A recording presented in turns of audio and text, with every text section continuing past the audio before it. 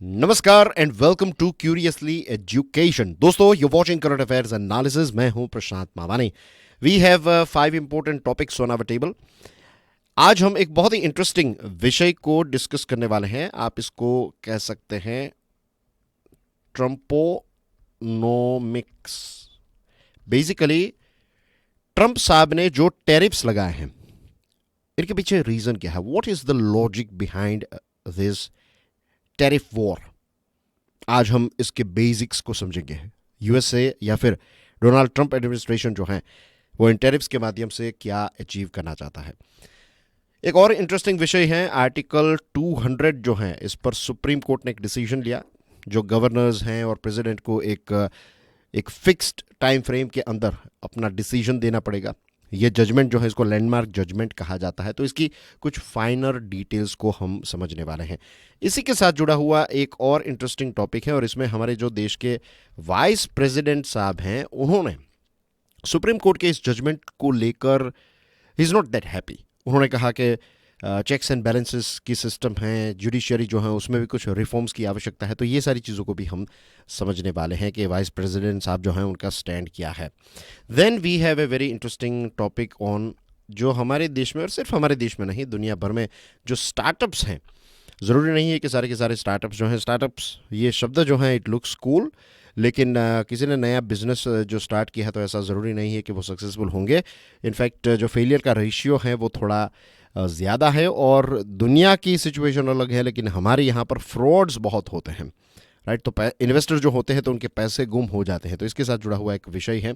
इसमें बायजूस के बारे में बात करने वाले हैं। There is one more company जिसके बारे में हम बात करने वाले हैं। And then we have a topic Punjab में जो पावर थेफ्ट है। चलिए शुरुआत जो है ये पंजाब के पावर थेफ्ट से ही करते हैं। Discuss the socio-economic and political factors contributing to power theft in Punjab. How can this issue be addressed sustainably? ऐसा नहीं है कि ये चीज़ जो है वो सिर्फ पंजाब में हो रही है। आई एम श्योर आपने भी अपने राज्य के कुछ गाँव के अंदर ये चीज़ें जो है वो देखी होगी। अभी कुछ समय पहले की ही बात है। आई वेंट टू ए छोटा सा एक गांव में गया था, और वहाँ पर उस गांव में ये चीज़ें लंबे समय से मैंने देखी है, लेकिन जो लेटेस्ट मैंने देखा दैट वाज समवेयर अराउंड 1 महीने पहले ही देखा था कि एक जो पड़ोस में रहने वाले एक हैं, जो हमारे रिश्तेदार हैं, उसके पड़ोस में रहने वाले एक जो फैमिली है, तो वो अपनी टेरेस में से जो 2 तार हैं वो लगा देते हैं और फिर फ्री की बिजली जो है वो यूज़ करते हैं। ये चीज़ें जो है वो ख़ास करके गांव में हमें काफ़ी ज़्यादा देखने को मिलती हैं। और जो किसान हैं, जो खेती बाड़ी है, तो वहाँ पर भी ये पानी की मोटर और ये सारी चीज़ों को चलाने के लिए इस प्रकार की चीज़ों का इस्तेमाल, मीन्स ऐसे जो पावर चोरी है या विज चोरी जिसको कहते हो, तो ये चीज़ जो है वो हमें देखने को मिलती है। तो सिर्फ आज पंजाब के बारे में बात करने वाले हैं। पंजाब की सिचुएशन काफ़ी ज़्यादा सीरियस है, नो डाउट अबाउट इट, लेकिन ये सिर्फ ऐसा नहीं है कि पंजाब में ही ये चीज़ चल रही है। पंजाब की हम बात कर रहे हैं तो you can see the map of Punjab on your screen. Jammu and Kashmir के साथ अपनी नॉर्थ में एक बॉर्डर है पंजाब की। फिर हिमाचल प्रदेश यहाँ पर हैं। यहाँ पर आपको चंडीगढ़ देखने को मिलता है। आई वाज गोइंग टू से छत्तीसगढ़, नहीं, चंडीगढ़। चंडीगढ़ जो है it is a UT, union territory. तो पंजाब का भी कैपिटल और हरियाणा का भी कैपिटल जो है वो चंडीगढ़ है। और यहाँ पर आपको पता है कि जो Punjab and Haryana high court है वो भी चंडीगढ़ में ही है। देन यू हैव दिस राज्य हियर हरियाणा, और यहाँ पर राजस्थान के साथ एक बॉर्डर शेयर करता है, और यहाँ पर एक इंटरनेशनल बाउंड्री आईबी शेयर करता है पाकिस्तान के साथ। So this is Punjab. अब दोस्तों, यहाँ पर जो ये चोरी हो रही है ना पंजाब में, विज चोरी, तो इसकी वजह से Punjab state power corporation limited PSPCL को हर साल 2000 करोड़ रुपए का नुकसान हो रहा है।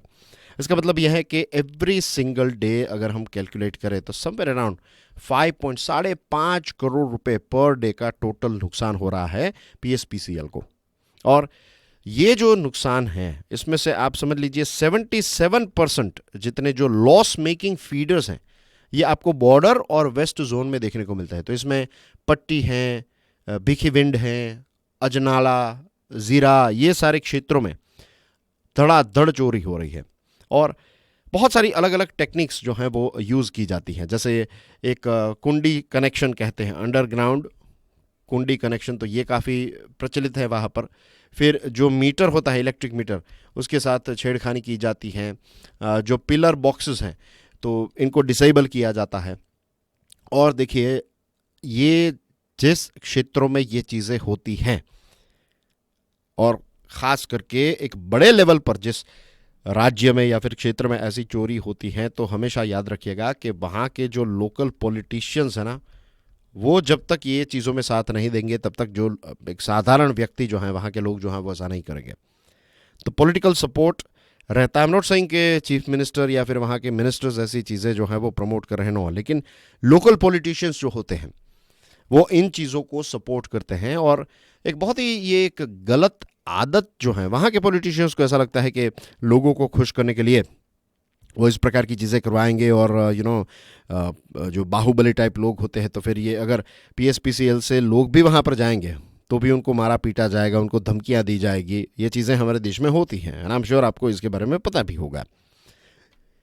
तो ये पॉलिटिशियंस के बिना ये चीज़ करना जो है, उनका एक प्रोटेक्शनिज्म, उनको एक सपोर्ट मिलता है, वो पेट्रोनाइज करते हैं इस प्रकार की थेफ्ट्स को। इसके साथ सबसे डेंजरस चीज़ जो ये पॉलिटिशियंस यहाँ पर कर रहे हैं, या फिर जो लोगों के अंदर ये आदत डेवलप हुई है, it is dangerous from multiple point of view. एक तो ये है कि देखिए, अब लोगों की ग्रीड जो है, जो कहते हैं ना लालच, की कोई लालच का अंत नहीं है। फ्री इलेक्ट्रिसिटी या फिर सब्सिडाइज्ड इलेक्ट्रिसिटी जो है, वो कुछ जगहों पर 600 यूनिट्स तक की फ्री इलेक्ट्रिसिटी दी जाती है या फिर सब्सिडाइज्ड इलेक्ट्रिसिटी प्रोवाइड की जाती है। उसके बावजूद भी अगर लोग चोरी कर रहे हैं, तो हम यही कहेंगे ना कि उनकी जो लालच है उसका कोई अंत नहीं है, उसका कोई बॉटम नहीं है। अब ऐसे माहौल के अंदर जस्ट इमेजिन के एक परिवार हैं, तो जो बच्चे हैं, उन बच्चों ने देखा कि उनके फादर जो हैं वो खेती बाड़ी, जो उनका फार्म है, वहाँ पर ये इलेक्ट्रिसिटी जो है उसकी चोरी करते हैं, और घर में भी यही चीज़ हो रही है। तो what the father is indirectly teaching to his kids के जो पब्लिक की प्रॉपर्टी हैं, जो पब्लिक के रिसोर्स हैं, इन रिसोर्सेस का आप दुरुपयोग करेंगे, कोई प्रॉब्लम नहीं होगा। फ्यूचर में जस्ट इमेजिन कि ये बच्चे जो हैं उनको क्या देश के प्रति उतना लगाव होगा, बिकॉज जो चीज़ें देश की हैं, जो चीज़ें हम सब की हैं, ये इलेक्ट्रिसिटी जो जनरेट होती है, कोयला जो जलता है, तो ये पोल्यूशन जो क्रिएट करता है, तो सिर्फ ऐसा थोड़ी है जो बिल पे करते हैं उनके लिए ही होता है या फिर बिल नहीं पे करते हैं उनके लिए होता है। ये हम सबको डायरेक्टली इनडायरेक्टली हर किसी को इक्वली अफेक्ट करता है, इज़न्ट इट? तो एक पूरी जो एक संस्कार जो हम कहते हैं ना, एक पूरी जनरेशन जो है, आप वो उसको किस प्रकार के लेसन्स दे रहे हैं। इस प्रकार की चीज़ें जब खुलेआम चलती है, I am talking about this thing, कि जहाँ पर ये खुलेआम इस प्रकार की चोरियाँ चलती है, तो वहाँ के जो बच्चे हैं, वहाँ की जो जनरेशन है, उनका साइकोलॉजिकल सेटअप जो है वो किस प्रकार का होगा। ये चीज़ें इसलिए यहाँ पर चल रही हैं क्योंकि पीएसपीसीएल जो हैं उनके सामने भी बहुत सारे चैलेंजेस हैं। सबसे बड़ा जो चैलेंज है that is severe staff shortages. लेकिन ये तो एक सीवियर स्टाफ जो शॉर्टेज है, that is product of something else. ऐसा क्यों हुआ? ऐसा इसलिए हुआ क्योंकि कहीं ना कहीं लीडरशिप की कमी है। जब ये लीडरशिप की कमी होती है ना, तब जाकर आगे चलकर इस प्रकार की चीज़ें हमें देखने को मिलती हैं। बट एनीवेज, जो बड़े चैलेंजेस की बात करें तो एक तो स्टाफ कम है। अगर हम लाइनमैन की ही बात करें, कितने लाइनमैन की रिक्वायरमेंट है और कितने हैं? जो सैंक्शनड पोस्ट्स हैं दैट इज़ 4900, इतनी पोस्ट हैं वहाँ पर सैंक्शनड। लेकिन अभी कितने लोग काम कर रहे हैं? 1313 इतने रेगुलर लाइनमैन जो हैं वो अवेलेबल हैं। तो एक बहुत बड़ा गैप है इन टर्म्स ऑफ लाइनमैन। इसी के साथ साथ अगर हम लुधियाना की बात करें तो वहाँ पर लगभग 50% जितनी जो जूनियर इंजीनियरिंग की पोस्ट है, जूनियर इंजीनियर की जो पोस्ट है, ये वेकेंट है। तो अब पीएसपीसीएल जो है उसकी सिचुएशन ये हो चुकी है कि जो कॉन्ट्रैक्चुअल वर्कर हैं उन पर और ज़्यादा डिपेंडेंट रहना पड़ता है, और इसकी वजह से एक प्रकार की इनएफिशिएंसी आ रही है, डिलेज आ रहे हैं। और ये सारी चीज़ों की वजह से ये भी हो रहा है कि अगर बिजली जा रही है तो जो आउटेजेस हैं ये काफ़ी ज़्यादा लंबे होने लगे हैं। एक बार बिजली गई, कोई फॉल्ट आया, तो रिपेयर होने में काफ़ी ज़्यादा वक्त लगेगा. अब electricity plays a very very important role in running your offices, in running your factories, in running your home. तो जब लॉन्ग आउटेजेस होंगे तो ऑफ कोर्स लोगों की प्रोडक्टिविटी जो है वो भी डाउन रहेगी. और आप उन लोगों के बारे में सोचिए जो सही रास्ते पर चल रहे हैं, जो बिल जो आता है वो बिल पे करते हैं और देखते हैं कि पड़ोसी जो हैं वो मुफ्त में सारी चीज़ें जो हैं वो एंजॉय कर रहे हैं, तो उसकी इम्पैक्ट जो है वो क्या होगी. सोचिएगा इसके बारे में. तो ये सारी चीज़ों को चेंज अगर करना है तो सबसे पहले we need leadership, right. Political will चाहिए. This is very very important. इसी के साथ जो सिस्टेमिक रिफॉर्म्स हैं उनको करने की आवश्यकता है. जो रेगुलेटरी कमीशन है उन्होंने तो कई बार ये सारे इश्यूज बताए हैं, लेकिन एनफोर्समेंट का पावर नहीं है. तो ये एनफोर्समेंट का पावर कब आएगा? जब सिस्टेमिक रिफॉर्म्स किए जाएंगे. इसके सॉल्यूशंस की अगर हम कुछ बात करें तो सबसे पहले, if I would be there, मैं सबसे पहले क्या करूँगा, जो सबसे ज़्यादा हाई लॉस फीडर्स हैं सबसे पहले आप उनको टारगेट कीजिए. क्यों यहाँ पर इतने बड़े लॉसेस आ रहे हैं, उनको क्रैक डाउन कीजिए, राइट. दूसरी जो चीज़ की जा सकती है दैट इज़ कि आप हर एक घर में चेकिंग करने के लिए जा सकते हैं, जहाँ पर spot checking, right, on the spot, किसी को पता ना चले. ऐसे रेड्स ही मारनी है कि जहाँ पर 2 ऐसी 3 ऐसे लगे हुए हैं और उनका बिल कितना आ रहा है. तो वे सारी जगहों पर स्मार्ट मीटर्स सबसे पहले इंस्टॉल किए जाएं. टेम्पर प्रूफ मीटर्स आते हैं ऐसे स्मार्ट मीटर्स के, छेड़खानी करेंगे तो पता चल जाएगा. तो सबसे पहले ऐसे जो गलत आदत पड़ चुकी है, ऐसे रेसिडेंशियल जो सिटीजन्स हैं या फिर वहाँ के जो रेसिडेंशियल एरियाज़ में ऐसी चीज़ें चल रही, तो वहाँ पर ये स्मार्ट मीटर्स इंस्टॉल करने हैं. इसी के साथ साथ simultaneously I would start A recruitment drive. जितने भी वेकेंट पोस्ट हैं उसको जल्द से जल्द फिलअप कर लेना, अच्छे लोगों से फिलअप करना, right person at the right place at the right job at the right पे. और जिन लोगों ने चोरी की है और जो लोग चोरी करते हुए पकड़े जाते हैं उनकी क्या सज़ा होनी चाहिए, उनकी कानून की जो भी सज़ा हो. इसी के साथ साथ एक और चीज़, यहाँ पर सिस्टमेटिक रिफॉर्म्स करेंगे तो एक और चीज़ हम ऐड कर सकते हैं, दैट इज़ कि फिर फ्यूचर में कभी भी उस घर में रहने वाले जितने भी लोग हैं, और आई वुड रादर से कि अगर कोई उनके घर में मेहमान भी आया है ना, तो अगर वो दूसरे क्षेत्र से भी मेहमान आ रहे हैं तो उनका नाम भी आप उसमें ऐड कर दीजिए. उनको कभी भी फ्यूचर में फ्री स्कीम्स जो भी हैं, फ्री बिजली, जो राशन मिलता है, जितनी भी ऐसी फैसिलिटीज़ हैं, ये सारी की सारी फैसिलिटीज़ के लिए फॉर एवर उन पर एक बैन लगाया जाए. ऐसा अगर होगा, और क्यों मैंने मेहमान का यहाँ पर क्यों कहा, क्योंकि उसके बाद आपके घर पे भी कोई आएगा, आपके रिश्तेदार भी पूछेंगे भाई बिजली का चक्कर नहीं है, तो कहीं नहीं नहीं ऐसा नहीं है. कोई भी अपनी जो इज्जत है वो ऐसे दाव पर नहीं लगाएगा. तो this are the things that we can create. क्योंकि अभी पंजाब की बात करें तो पंजाब पर कितना कर्ज है पता है? 3.78 लाख करोड़ रुपीस का डेट है पंजाब पर. और जैसे हमने देखा हर रोज़ आप इसमें 5.5 CR ऐड कर दीजिए, and this is second highest in India. तो we need to stop this thing, isn't it? Right, moving on to the next topic of the day. Right, just let me click the right button. Okay, here we go. Supreme Court का decision आ चुका है. इस पर हमने इससे पहले भी discussion की थी. Let's quickly go through the question. Discuss the significance of the Supreme Court judgment in the state of Tamil Nadu versus governor of Tamil Nadu in strengthening federalism and constitutional governance in India. Supreme Court का ये जो judgement आया है, तो इस judgement को एक landmark judgement कहा जा रहा है, क्योंकि एक लंबे समय से ये जो इश्यू चल रहा था ये फॉर एवर क्लोज हो चुका है. गवर्नर RN रवि के साथ जुड़ा हुआ केस है, आप जानते हैं. बहुत ही ब्रीफली मैं बता रहा हूँ. तमिलनाडु गवर्नर और गवर्नमेंट के बीच में ये इशू चल रहा था. तमिलनाडु की जो असेंबली है उन्होंने 10 बिल्स जो हैं वो पास किए, गवर्नर को भेजे. गवर्नर जो हैं उन्होंने सालों से इन बिल्स पर कोई डिसीजन नहीं लिया.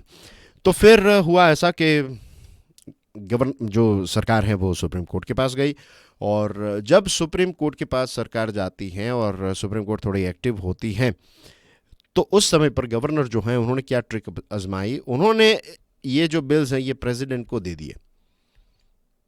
उनको रेफर करने के लिए दे दिया। आर्टिकल 200 जो है तो उसमें 4 ऑप्शंस हैं, तो उसमें एक ऑप्शन जो है दैट इज क्या, गवर्नर जो है ये बिल को प्रेसिडेंट को दे सकते हैं, तो उन्होंने इस चीज़ को यूज़ किया। लेकिन it's not the use, it's miss use. उन्होंने ये एक बहुत ही एक ट्रिक खेली है यहाँ पर। तो ये चीज़ गवर्नर साहब ने की, आर एन रवि साहब ने, और फिर सुप्रीम कोर्ट जो है उसने ये डिसीजन लिया है कि जो गवर्नर हैं, supreme court clarified the constitutional provision for granting assent to bills by the governor. Constitutional जो प्रोविजन है उसको क्लैरिफाई किया है सुप्रीम कोर्ट ने इस जजमेंट के माध्यम से। और सुप्रीम कोर्ट ने कहा कि यहाँ पर गवर्नर का जो एक प्रकार गवर्नर की जो एक्शन है या फिर इन एक्शन जो है, दिस इज अनकॉन्स्टिट्यूशनल, ऐसा आप नहीं कर सकते। और गवर्नर और प्रेसिडेंट जो हैं इस प्रकार की कोई भी एक्शन लेंगे तो ये अनकॉन्स्टिट्यूशनल, गवर्नर या फिर प्रेसिडेंट, गवर्नर्स या फिर प्रेसिडेंट, तो it's going to be unconstitutional. Supreme court ने अपने इस ये जो डिसीजन है तो उसमें प्रेसिडेंट के पास ये सारे बिल्स चले गए थे, तो सुप्रीम कोर्ट ने कहा कि ये डीम्ड एसेंटेड है। डीम्ड एसेंटेड, हमारे देश के इतिहास में पहली बार ऐसा हुआ है कि कोई बिल्स जो हैं ये प्रेसिडेंट के पास हों और फिर सुप्रीम कोर्ट ने इनको डीम्ड एसेंटेड जो हैं कह दिया। डीम्ड एसेंटेड यानी कि कहते हैं ना कि भाई आप 10 दिन के अंदर जवाब नहीं देंगे तो मैं मान लूँगा कि आपकी ना नहीं है, आपकी हाँ है, इस प्रकार की सिचुएशन। सुप्रीम कोर्ट ने ये जो एक स्टैंड लिया है, सुप्रीम कोर्ट ने आर्टिकल 142 का इस्तेमाल किया है जो सुप्रीम कोर्ट को एक पावर देता है।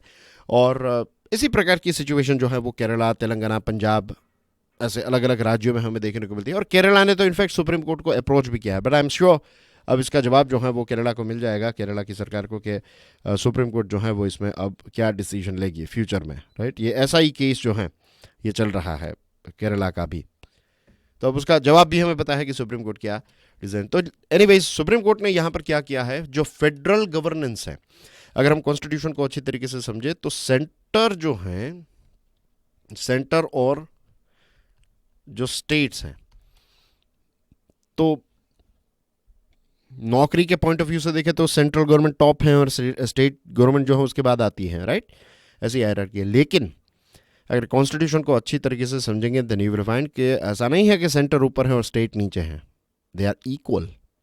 तो फेडरल गवर्नेंस जो है इसका जो एक बैलेंस है, सुप्रीम कोर्ट ने अपने जजमेंट के माध्यम से इसको फिर से रिस्टोर किया है। सेंटर और स्टेट्स दोनों इक्वल हैं when it comes to governance.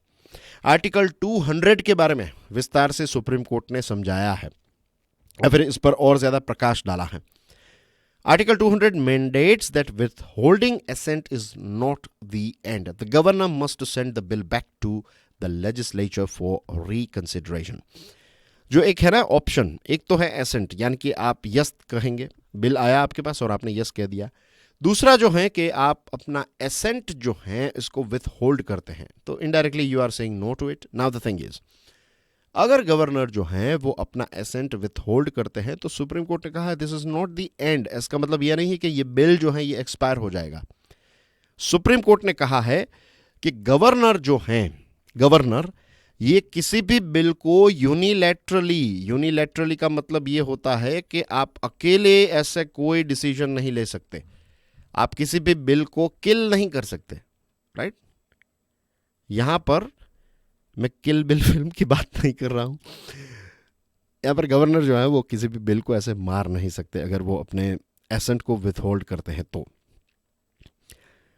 Legislature जो है, अगर लेट्स से कि गवर्नर जो है वो उस बिल से खुश नहीं है तो फिर उनको क्या करना है, उनको ये बिल जो है ये वापस लेजिस्लेचर के पास भेजना है और फिर लेजिस्लेचर जो है उसके पास ये ऑप्शन है कि वो उस बिल को या तो चेंज करे या तो अनचेंज्ड करके वापस गवर्नर को दे। और ऐसे केस में कॉन्स्टिट्यूशन में क्लियर बताया है कि फिर गवर्नर के पास और कोई ऑप्शन नहीं है, गवर्नर को इस पर साइन करनी ही है। तो यहां पर ये डिसीजन, ये चीज़ों को क्लैरिफाई करके सुप्रीम कोर्ट ने क्या अचीव किया, सुप्रीम कोर्ट ने ये अचीव किया है कि जो अनइलेक्टेड गवर्नर है, गवर्नर जो होते हैं ये इलेक्टेड नहीं होते हैं ना, जो चीफ मिनिस्टर हैं वो इलेक्टेड हैं, जो एमएलएज हैं वो इलेक्टेड हैं। बेसिकली एमएलएज में से ही सीएम बनेंगे कोई, right, but you know what I mean कि एमएलए जो हैं, काउंसिल ऑफ मिनिस्टर्स जो हैं, तो ये इलेक्टेड हैं सारे, लेकिन गवर्नर तो अनइलेक्टेड। तो कोई अनइलेक्टेड मेंबर जो है या फिर अनइलेक्टेड पोस्ट जो है उसके पास लेजिस्लेचर को वीटो करने का पावर नहीं होना चाहिए, और जब ऐसा होगा तभी एक डेमोक्रेटिक फंक्शन जो है वो प्रॉपर्ली काम करेगा। सुप्रीम कोर्ट ने टाइमलाइन भी फिक्स कर दी है कि आपके पास 1 से लेकर 3 महीने का वक्त है, गवर्नर और प्रेसिडेंट दोनों के पास।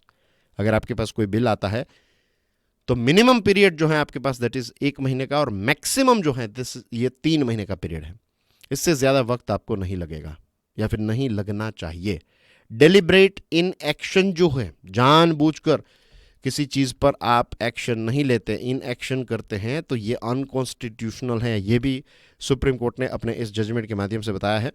और सुप्रीम कोर्ट को जब ये प्रश्न पूछा गया कि भाई आप, ये तो लेजिस्लेचर तय करेगा कि कितना वक्त लगना चाहिए, कितने महीने लगने चाहिए एक्सेट्रा, तो सुप्रीम कोर्ट ने कहा कि जिन चीज़ों में जब रीजनेबल टाइम होता है, रीजनेबल टाइम प्रिंसिपल का मतलब ये होता है कि आप उसको एज सुन एज पॉसिबल करेंगे। यहाँ पर पॉलिटिशियंस क्या कर रहे हैं, रीजनेबल टाइम का मतलब है कि इनडिफाइनाइट टाइम, कोई टाइम लिमिट ही नहीं है, कोई डेडलाइन ही नहीं है।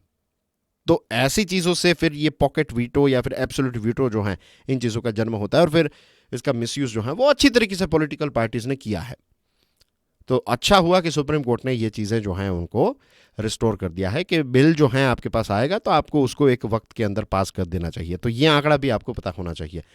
गवर्नर के डिस्क्रिशन के बारे में एक बहुत ही इंटरेस्टिंग चीज़ यहाँ पर क्लियर हो रही है, दैट इज गवर्नर जो हैं वो जो भी करेंगे, अगर उनको वो बिल जो है तो उस पर उनको अपना एसेंट विथहोल्ड करना है, अगर ये ऑब्जर्वेशन वो लेते हैं गवर्नर, या फिर ये जो बिल है वो चाहते हैं कि वो प्रेसिडेंट को भेजे, अगर उनको ये लग रहा है, तो ये सारी चीज़ें जो हैं गवर्नर को सबसे पहले तो ये चीज़ ध्यान में रखनी है कि गवर्नर का जो डिस्क्रिशन है, गवर्नर को जो अपनी विवेक बुद्धि जो इस्तेमाल करनी है ना, वो हमेशा it is subject to the advice of the council of ministers. यानी कि आप समझ लीजिए, जब सीएम कहेंगे कि भाई ये बिल जो है गवर्नर साहब आप एक काम करिए, आप इस पर एसेंट मत दीजिएगा, ये मैं आपको सलाह दे रहा हूँ ऑफिशियली, तो फिर गवर्नर जो है वो अपना एसेंट विथहोल्ड करेंगे। अगर सीएम आकर कहेंगे कि भाई काम कीजिए गवर्नर साहब, आप ये बिल जो है ना वो प्रेसिडेंट साहब को रेफर करने के लिए भेजिए, तो ये डिसीजन आपको लेना है, और कहेंगे कि भाई इस बिल पर आपको साइन कर देनी है। सारी चीज़ें गवर्नर जो करेंगे ये it is subject to the advice of the council of ministers that is headed by the chief minister. तो ऐसा तो कभी लॉजिकली होगा ही नहीं, और ये बात बहुत ही सही है। ये ऐसा ही होना चाहिए कि जो सीएम है वो डिसाइड करेंगे कि व्हाट विल हैपन, उस पर ग्रीन सिग्नल देना है, रेड सिग्नल देना है, व्हाट एवर इट इज। तो ऐसा तो कभी होगा नहीं कि मेरी पार्टी मेजोरिटी में है, मैंने कोई बिल जो है वो लेजिस्लेचर में से पास किया, अब गवर्नर के पास जाएंगे और मैं कहूँगा नहीं नहीं इस पर इसको पास मत कीजिएगा, आप इसको प्रेसिडेंट को भेज दीजिए, ऐसा नहीं होगा ना। तो यहाँ पर सही किया है कि ये चीफ मिनिस्टर जो है या फिर काउंसिल ऑफ मिनिस्टर्स जो हैं उनकी एक्ट और एडवाइस पर ही गवर्नर को एक्ट करना है, गवर्नर को वैसा ही डिसीजन लेना है।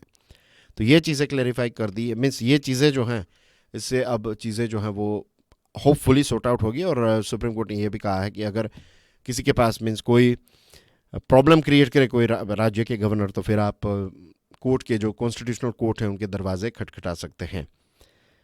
इसी के साथ जजमेंट जो है it underscores that no constitutional function is beyond judicial review. ये भी प्रश्न उठा है कि भाई इसमें जुडिशियल रिव्यू कैसे, तो जुडिशियल रिव्यू सारी चीज़ों पर हो सकता है, और ये पावर है सुप्रीम कोर्ट के पास, राइट, हाई कोर्ट के पास भी है जुडिशियल रिव्यू का पावर। तो क्या जब अकाउंटेबिलिटी की बात आए, क्योंकि अब देखिए ये सारे इश्यूज जो हैं वो चल रहे थे, इतने समय से चल रहे थे, और इसमें आर्टिकल 200 में बहुत सारी खामियां थी, तो अभी तक लेजिस्लेचर ने, एग्जीक्यूटिव ने कोई स्टैंड ही नहीं लिया इनको चेंज करने के लिए। तो फिर सुप्रीम कोर्ट कोई स्टैंड तो लेगी ना। तो यहाँ पर मेरे पॉइंट ऑफ व्यू से एक अच्छी चीज़ की कि फेडरल गवर्नेंस जो है उसको यहाँ पर कहीं ना कहीं सुप्रीम कोर्ट ने बैलेंस कर दिया है। Moving on to the next topic, this one is about critically analyze the Vice President's recent remarks on the judiciary, particularly his concerns about judicial accountability and separation of powers.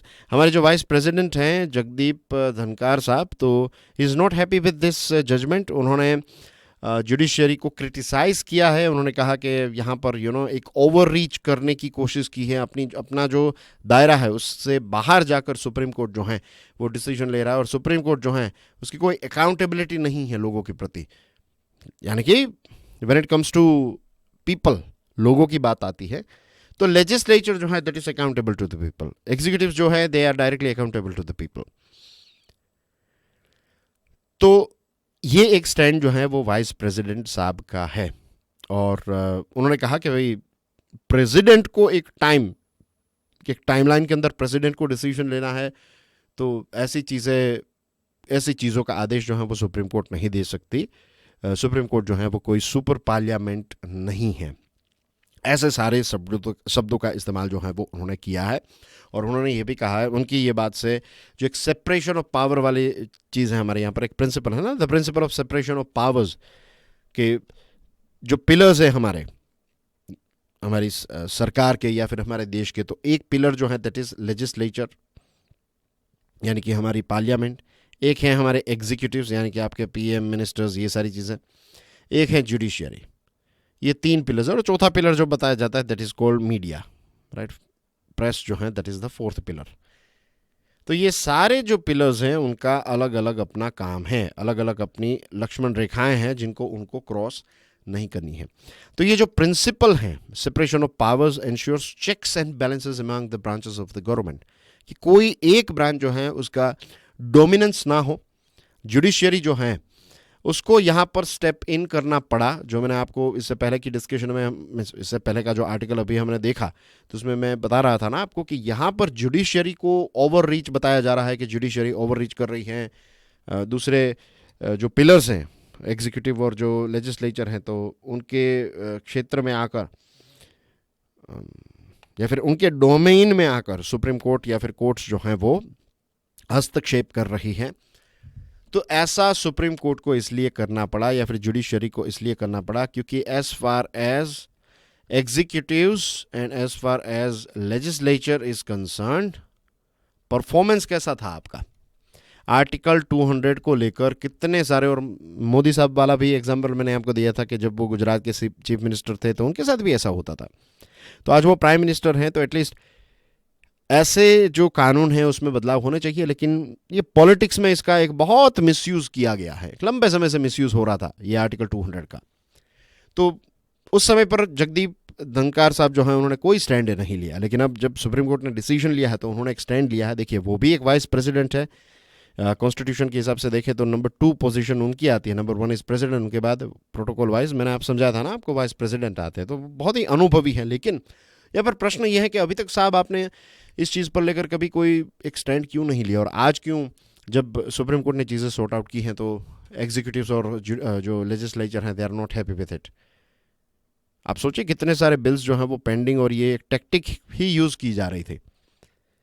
और जो भी laws होते हैं, जो भी कानून legislature के द्वारा पास किया जाएगा, तो as per the constitution judicial review तो होगा ही इसका। एग्जाम्पल अभी जो वक़फ़ अमेंडमेंट एक्ट है, तो ये इसको भी जुडिशियली रिव्यू किया जा रहा है। और ये जो जुडिशरी है ना, एक लंबे समय से जो सिटीजन्स हैं उनके जो अधिकार, उनके जो राइट्स हैं, उनको सेफगार्ड करने का काम जो किसी ने किया है तो that is judiciary. Supreme court ने ये जो ऑर्डर दिया है प्रेसिडेंशियल एसेंट जो है उसमें एक टाइमलाइन ऐड की है, तो इससे क्या होगा, गवर्नेंस में जो डिलेज अभी तक आ रही थी इसको एड्रेस कर दिया है। अब ऐसे डिलेज जो हैं वो नहीं आएंगे। तो गुड गवर्नेंस के पॉइंट ऑफ व्यू से देखें तो लोगों के हित को लेकर, देश के हित को लेकर ही यहाँ पर डिसीजन लिया है। तो यहाँ पर वाइस प्रेसिडेंट साहब जो क्लेम कर रहे हैं ना कि सेपरेशन ऑफ पावर का एक उल्लंघन हुआ है, वायोलेशन हुआ है, तो इस चीज़ की वजह से जुडिशरी का जो रोल है इस पर भी एक डिबेट जो है वो स्टार्ट हो चुकी है। देखिए, आई एम नॉट सेइंग कि जुडिशरी जो है इट इज़ क्या कहते हैं उसको 100% ऐसा नहीं है कि जुडिशरी में कोई बदलाव की ज़रूरत नहीं है। अभी हाल ही में हमने देखा ना कि जो दिल्ली हाई कोर्ट के एक जज हैं, तो उनके घर में से बहुत सारा पैसा मिला, तो इसकी वजह से भी जुडिशरी की इमेज जो है वो डेंट हुई है, उसकी इमेज जो है वो ख़राब हुई है। करप्शन जुडिशरी में भी है, इनएफिशिएंसी जुडिशरी में भी है। तो जुडिशल अकाउंटेबिलिटी जो है that is also very very important. Vice president साहब ने अच्छा पॉइंट बताया है कि नेशनल जुडिशल अपॉइंटमेंट कमीशन जो है, तो इसको सुप्रीम कोर्ट ने अनकॉन्स्टिट्यूशनल ठहरा दिया। तो सुप्रीम कोर्ट के द्वारा जो जजेस को अपॉइंट किया जाता है, ये जो पूरी कॉलेजियम की प्रोसेस है ना, ये प्रोसेस भी बहुत ही ओपेक है। इसको और ज़्यादा ट्रांसपेरेंट बनाने की ज़रूरत है। ये भी बदलाव जो हैं this they are very very important. But at the end of the day the most important thing is कि जो अलग अलग हमारे पिलर्स हैं जो हमने देखा, पार्लियामेंट या फिर आप इसको लेजिस्लेचर कह सकते हैं, एग्जीक्यूटिव्स और जुडिशियरी, ये तीनों के बीच में what we need is collaboration. Confrontation हमें नहीं चाहिए। ये तीनों का काम जो है ये इम्पोर्टेंट है। सभी को अपनी अपनी कॉन्स्टिट्यूशनल बाउंड्रीज जो हैं उनको रिस्पेक्ट करना है, लक्ष्मण रेखा को क्रॉस नहीं करना है। और कंसेंसस और कोऑपरेशन जो है they are very very important for the betterment of our country and society.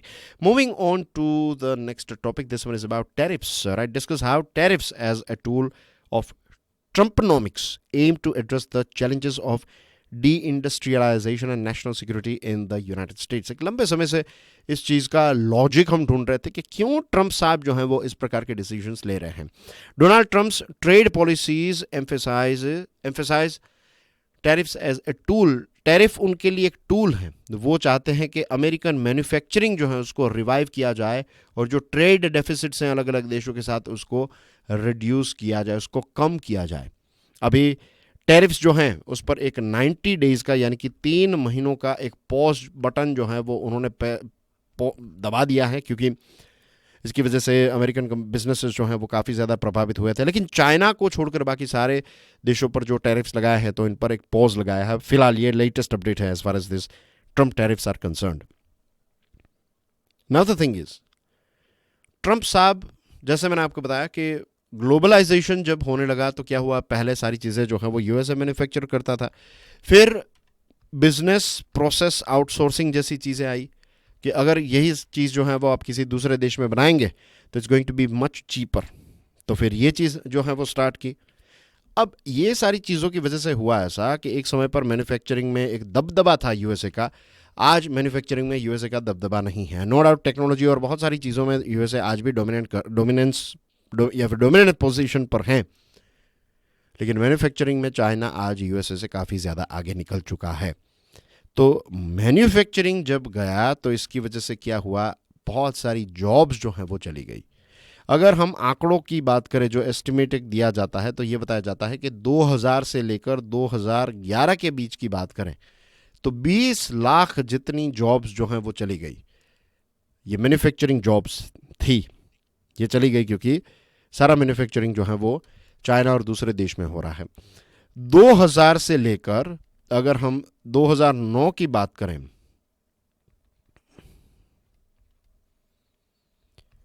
Bag your pardon, 2000 sorry फिर से I am making mistake in writing, 2011 से 20 की बात करें तो ऐसा ही कुछ आंकड़ा सामने आता है। 40-50 लाख जितनी जॉब्स जो हैं, यानी कि we are talking about 4 to 5 million jobs जो हैं, ये टोटल यूएसए की जो हैं वो चली गई। तो ट्रंपनोमिक्स जो है उसका कहना ये है, जो ट्रंप एडमिनिस्ट्रेशन है उनका कहना यह है कि सबसे पहले तो हमें ये मैन्युफैक्चरिंग जॉब्स जो हैं ये वापस यूएसए में लेकर आनी है। और जब ये जॉब्स वापस आएगी तो अभी यूएसए में बहुत सारी जगहों पर, क्योंकि ये मैन्युफैक्चरिंग जॉब्स नहीं है तो इसकी वजह से वहाँ पर बहुत सारे लोग जो हैं, ये आपने देखा होगा ना, बहुत सारे रेल में होमलेस लोग यूएसए में तो बेघर हो चुके हैं। क्राइम रेट काफ़ी ज़्यादा बढ़ चुका है। लोग जो हैं वो ड्रग्स एब्यूज़ ये सारी चीज़ें, क्योंकि खाली दिमाग जो है वो यही चीज़ें करेगा, ड्रग्स और ये सारी चीज़ें। अगर कोई बिजी है तो वो फिर ड्रग्स और इन सारी चीज़ों के बारे में नहीं सोचेगा, राइट। तो ये एक चीज़ है। इसी के साथ वो चाहते हैं ट्रंप साहब के जो नेशनल सिक्योरिटी है, डिफेंस सेक्टर जो हैं, ये इंपोर्ट्स पर सर्वाइव नहीं कर सकता। उनका कहना यह है कि if you don't have still you don't have a country. Steel, aluminium, semiconductors, ये सारी चीज़ें आपके देश में ही पैदा होनी चाहिए। इस पर वो पूरा जोर दे रहे हैं। तो this is the basic logic कि वो चाहते हैं कि ये सारी जॉब्स जो हैं वो वापस आए। इसी के साथ वो कहते हैं कि ये जो फ्री ट्रेड है ना, free trade is not always a fair trade. In fact उन्होंने कहा कि फ्री ट्रेड जो है इसकी वजह से काफ़ी सारी अनफेयर प्रैक्टिसेस जो हैं वो की जाती हैं, जैसे कि सब्सिडीज़ दी जाती हैं, slave labour, intellectual property right की चोरी होती है, और उनका इशारा जो था दैट वाज ऑन चाइना। और ये बात भी सच है, चाइना ने अनफेयर ट्रेड प्रैक्टिसेस काफ़ी की हैं। मीन्स आप समझ लीजिए कि आज चाइना जिस पोजीशन पर है, तो ऐसा नहीं है कि चाइना बहुत मेहनत करके यहाँ पर पहुँचा है। चाइना आर्म ट्विस्टिंग ऐसा करता था कि अगर आपको आईफोन यहाँ पर बेचना है हमारे देश चाइना में, अपनी इतनी बड़ी मार्केट में अगर आपको बेचना है, तो you have to share these technologies with us. तो स्टार्टिंग के टाइम पर ये यूएसए की कंपनीज जो है वो टेक्नोलॉजीज शेयर करती थी, मैन्युफैक्चरिंग, और धीरे धीरे ये सारी चीज़ें आने लगी उनके पास। वो जो चीज़ें एक लंबे समय तक उन्होंने सोच कर यूएसए की कंपनीज ने बनाई थी, अब चाइना में मैन्युफैक्चरिंग हो रहा है तो सारी चीज़ें उनके साथ आपको शेयर करनी पड़ेगी। अब यही चीज़ें के बारे में क्या हुआ पता है, चाइना की जो दूसरी कंपनीज हैं वो इन प्लांट्स में से सारी चीज़ों को ऐसे उठाकर कि क्या कैसे ये बनाते हैं, क्या करते हैं, कौन सा मशीन ये ही क्यों, ये वो एक्सेट्रा, समझ रहे हैं ना आप, सारी चीज़ें जो हैं उसको खुलेआम कॉपी पेस्ट किया जाता था। इंटेलेक्चुअल प्रॉपर्टी थेफ्ट खुलेआम होता था, सरकार कुछ नहीं करती थी, और इसकी वजह से बहुत सारी चाइनीज़ कंपनीज जो हैं वो प्रोडक्शन में, सर्विसेज में काफ़ी आगे गई।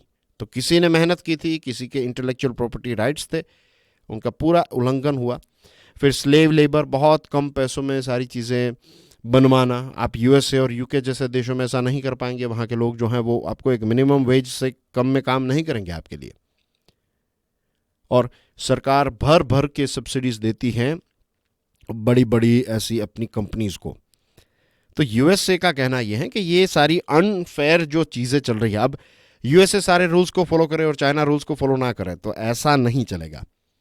और उन्होंने ये भी कहा है कि ये जो एक क्रॉनिक ट्रेड डेफिसिट है, तो इसकी वजह से ऐसा हो रहा है कि हर साल फॉरेन के जो देश हैं तो वो सरप्लस में रहते हैं, उनके पास ज़्यादा पैसे रहते हैं, ज़्यादा बिजनेस करते हैं हमारे साथ, और फिर यही पैसों से वो हमारी कंपनीज जो हैं उनको ख़रीदते हैं।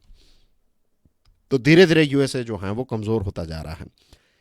अब यहाँ पर टैरिफ्स जो हैं इनके माध्यम से what is trying to do is वो इम्पोर्ट्स को कम करना चाहते हैं, डोमेस्टिक इंडस्ट्रीज़ को प्रोटेक्ट करेंगे, और जो ओवर वैल्यूड डॉलर हैं उसको प्रॉपर एक राइट डॉलर की वैल्यू हो जाए, वो चीज़ वो करना चाहते हैं। ये उनके कुछ बेसिक प्लान्स हैं।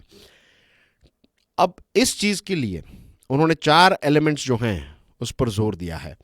एक तो हैं टैक्स कट्स, किन चीज़ों पर जो वहाँ पर लोकल लेवल पर जो रेगुलेशन है तो इन चीज़ों पर टैक्स कट किया जाएगा, डी रेगुलेशन होगा वहाँ पर, और ऑयल ज़्यादा प्रोड्यूस करेगा। तो मैन्युफैक्चरिंग को बूस्ट करने के लिए जो टैक्स कट्स हैं, तो इससे क्या होगा कि जो हायर कॉस्ट, अभी बाहर से चीज़ आएगी तो उसका कॉस्ट ज़्यादा है, तो फिर आपको बदले में सरकार जो है वो सपोर्ट करेगी, टैक्स कट देकर आपको कम टैक्स के पे करना पड़ेगा।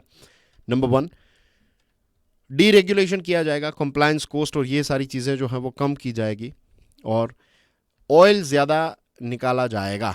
तो क्या होगा, ऑयल आपको एनर्जी जो है वो बहुत कम प्राइस में मिलेगी।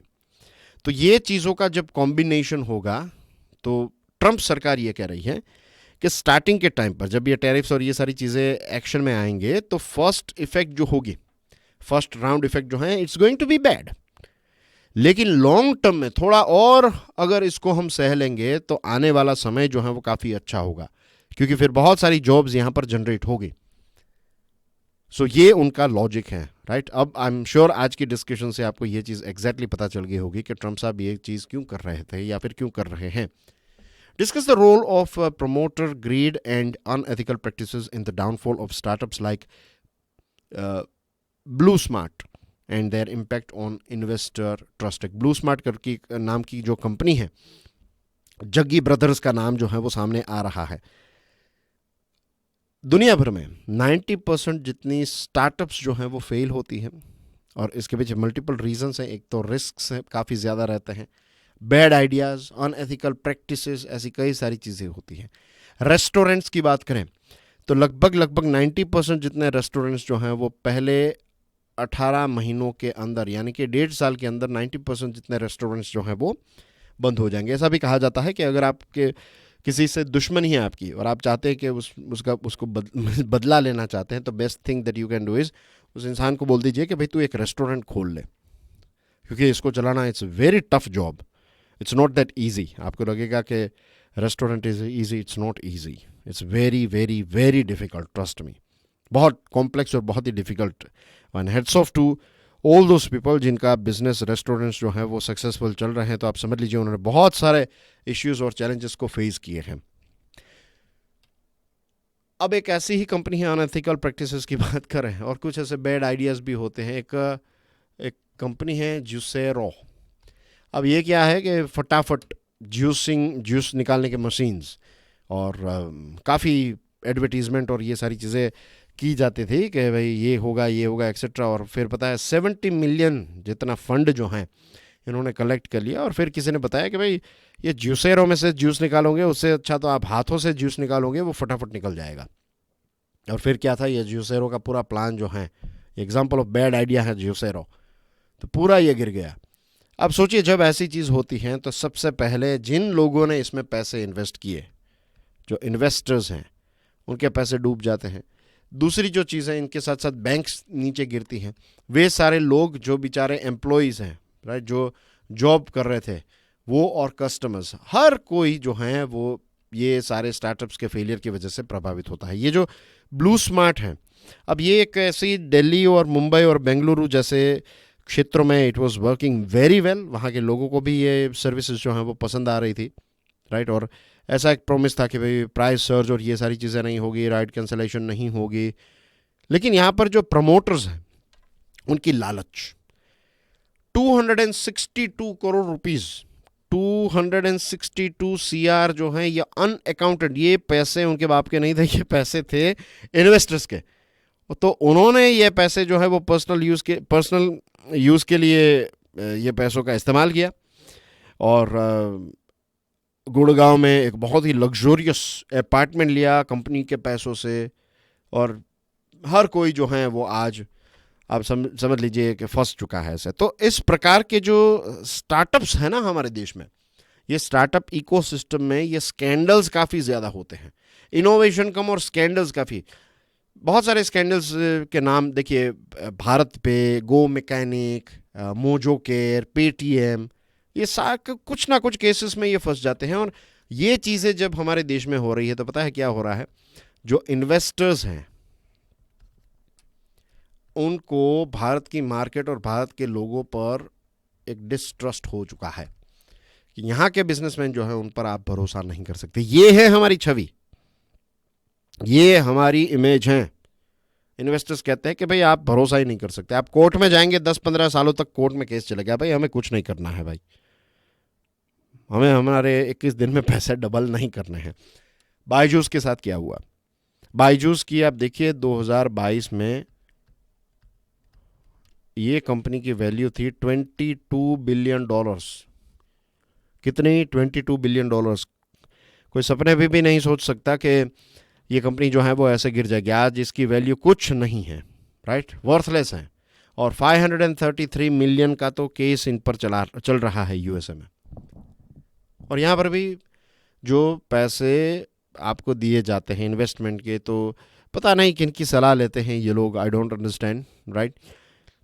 इन्वेस्टर के पैसों का मिसयूज़ होता है।